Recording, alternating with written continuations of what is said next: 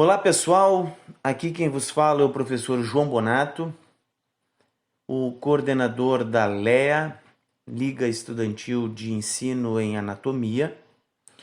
E nesse período de quarentena pelo coronavírus, nós da LEA resolvemos produzir alguns podcasts para disponibilizar para vocês, para que a gente não perca o contato com a anatomia e para aqueles que estão fazendo as disciplinas de anatomia possam, de alguma forma, receber um auxílio para os seus estudos. Nós vamos fazer hoje o nosso primeiro podcast falando sobre osteologia. Vamos fazer um podcast um pouco mais curto hoje, até por ser o primeiro, por ser uma experiência nossa. E à medida que a coisa for pegando jeito, nós vamos fazendo podcasts mais elaborados, ok? Então vamos lá. Quando a gente fala de osteologia, nós precisamos lembrar que essa palavra deriva do grego, onde logia quer dizer estudo e osteo quer dizer osso. Logo, osteologia quer dizer o estudo dos ossos. O que é o osso? O osso é uma estrutura viva, uma estrutura vascularizada, composta tanto de tecidos orgânicos quanto minerais. Ele tem como principal componente mineral a hidroxiapatita de cálcio, e que corresponde a mais ou menos 65% do peso. O osso tem como função ser um grande reservatório, uma grande fonte de cálcio no nosso organismo.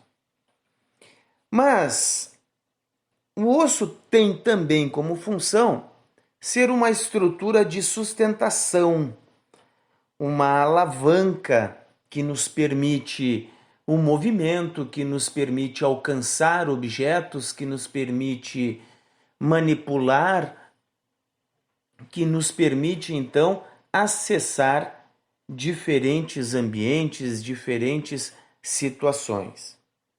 O osso também oferece um local de fixação para os músculos, para os ligamentos, para os tendões e para as cápsulas articulares, para que possa então ser, a partir da união de dois ou mais ossos, formar as nossas articulações.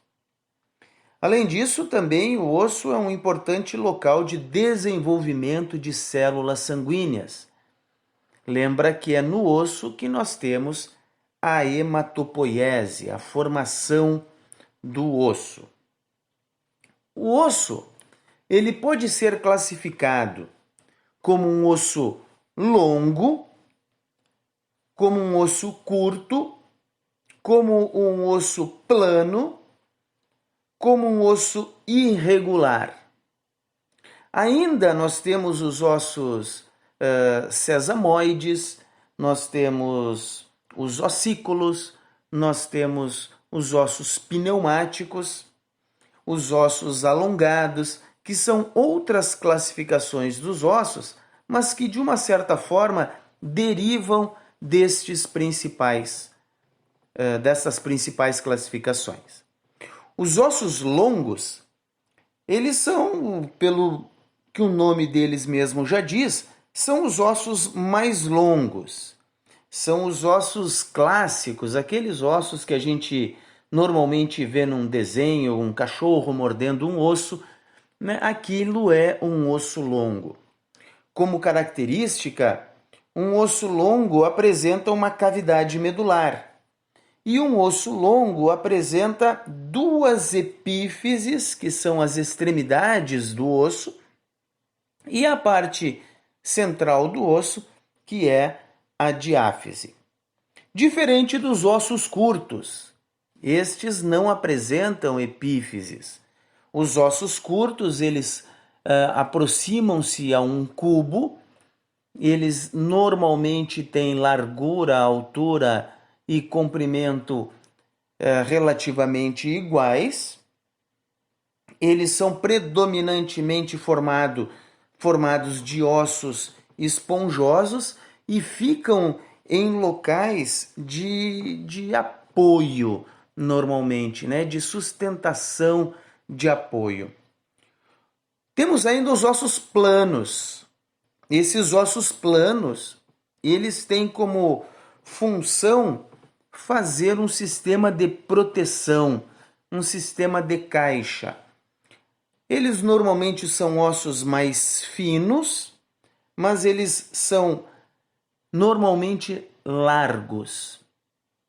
São ossos que nós normalmente encontramos no crânio, na escápula e outros locais que têm a função de fazer proteção, de fazer caixas para proteger aquilo que fica então dentro deles. E, por fim, os ossos irregulares, que esses, bom como o nome está dizendo, são irregulares, eles não apresentam uma forma definida e o exemplo melhor deles são as nossas vértebras.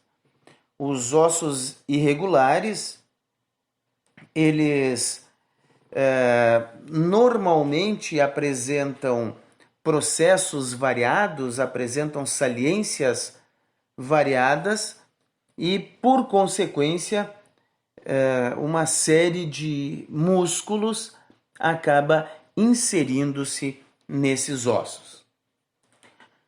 Então, uma vez que nós vimos a função dos ossos, a classificação dos ossos, nós vamos juntar esses ossos para formar o nosso esqueleto. E o nosso esqueleto, ele é basicamente dividido em duas partes. O esqueleto axial e o esqueleto apendicular. O esqueleto axial, como o nome está dizendo, axis é um eixo, ele é a estrutura central do esqueleto.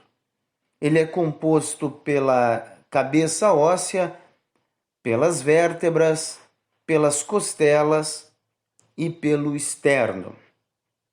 Nesta cabeça óssea nós vamos ter ali os ossos do neurocrânio, os ossos do viscerocrânio, a mandíbula, que embora não faça parte dos ossos do crânio, ela é contida nos ossos do viscerocrânio, e ainda o osso hioide. As vértebras vão fazer um empilhamento de ossos, e esse empilhamento de ossos vertebrais irá constituir a nossa coluna vertebral. A coluna vertebral será então dividida em 4 partes. A parte superior da coluna vertebral nós vamos chamar de região cervical. A região cervical será formada por 7 vértebras cervicais. Logo abaixo dela nós teremos a coluna torácica, e essa coluna torácica será um empilhamento de 12 vértebras torácicas. Junto a estas 12 vértebras torácicas, articulando-se com essas 12 vértebras torácicas, teremos 12 pares de costelas.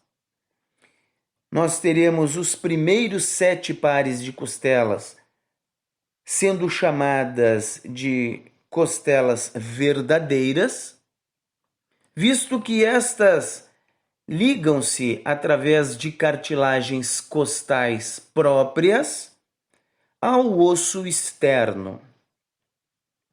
Teremos ainda abaixo dessas 7 costelas, consequentemente, então, respectivamente, a 8ª, a 9ª e a 10ª, então, 3 pares de costelas falsas. São costelas que não ligam-se individualmente ao externo, mas, ao contrário, juntam-se em uma única cartilagem costal e essa, então, vai prender-se no externo. E, por fim, as duas últimas costelas, a 11ª e a 12ª costela, estas não ligam-se ao externo e são então chamadas de costelas flutuantes. Abaixo da região torácica, nós teremos a região lombar, a qual será formada pelo empilhamento de 5 vértebras lombares. Com isso, nós encerramos um empilhamento de 24 vértebras móveis na coluna vertebral. Abaixo da 5ª vértebra lombar, a qual é chamada de L5, nós vamos ter a região sacrocoxígea. Nós vamos articular com um osso chamado sacro. Este osso sacro é a fusão de 5 vértebras sacrais. E agora, justamente por estarem fusionados, não existe movimento deste osso, entre as vértebras deste osso. E abaixo do sacro, o cóccix, que também constitui-se pelo empilhamento e fusão de 4 vértebras coxígeas. Se somarmos, então, estas 24 vértebras móveis com estas 9 vértebras imóveis, ou seja, 5 vértebras sacrais e 4 vértebras coxígeas, teremos 33 vértebras.